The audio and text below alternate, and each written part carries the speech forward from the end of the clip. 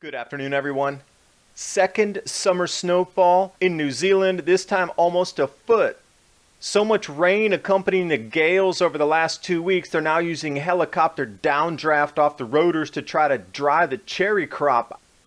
These winds last week were pushing at 140 kilometers per hour, gale force winds sweeping up from the Antarctic, nearly at the point of opening ski resorts in the middle of summer. And don't forget, it snowed in the first week of January as well, all the way down to 800 meters. But don't worry, the media just told you to focus on last summer being unusually warm. Forget about the 2 snow events. And also, it's flooding in the deserts of Australia. And while you're watching the video, please remember to press the subscribe button and pass this through your social media.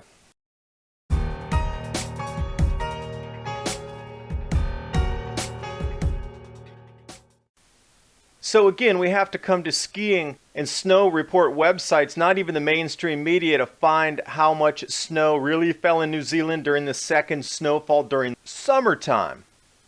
Unofficial networks, great rundown. Give props to the editors for actually digging into this story and providing these photos. This is in Cardona Alpine Resort, pushing 20 centimeters, which is 8 inches. Now let's take a step back in time. January 14th, January 15th, gale force warning sweeping over the islands, dragging with it this low from Antarctica.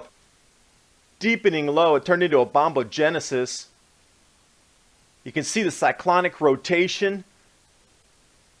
And then bam, Auckland was hit over those next few days with 140 kilometer per hour winds, with thousands and thousands of homes without power. Look at the wind gusts and rainfall totals over this storm. Southern Island snows, Northern Island floods, huge winds, 150 kilometer per hour winds. And at the tail end of it, dumping snow. So these mountains were mountain biking and hiking just days prior. January 18th, white out here, heavy rains and severe weather warnings.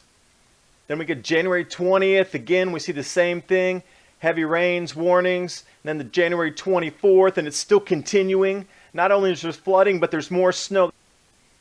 New Zealand Herald only has a couple photos. Yes, it's snowing in the middle of summer. You think it would be a #1 front page news story because it is so out of sync. Even the North Island got snow.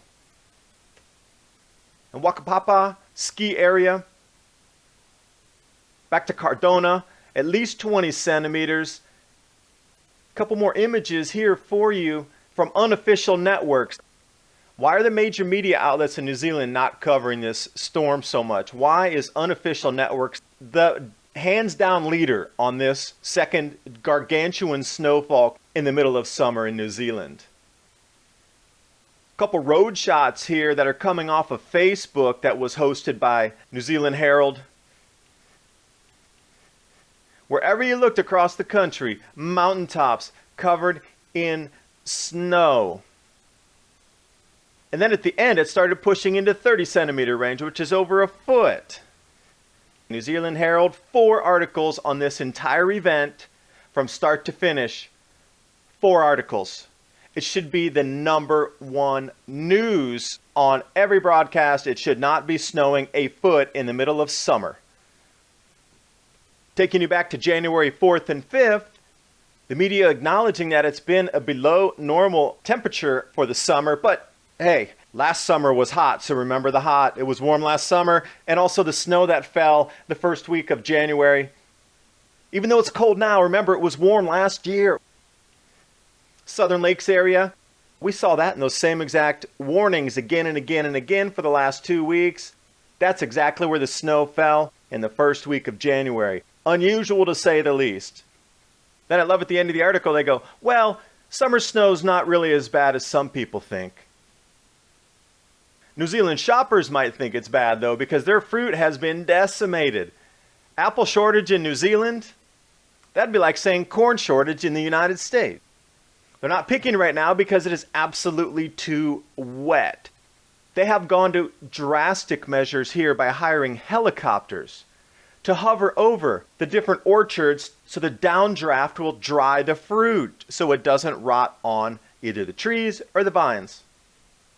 So you could expect a rise in cherry prices, A, from the natural losses, but B, these mitigation efforts here of using helicopter downdraft for drying. Unbelievable. And then we jump over into the deserts of Australia and it's flooding. Thanks for watching. Hope you got something out of the video. Please visit getthetea.com. With all these losses happening globally with our fruit and vegetable supplies, you're really going to start to have to think about keeping your body healthy in other ways, especially digestive health. Colostrum supports your immune system and also boosts your digestive health.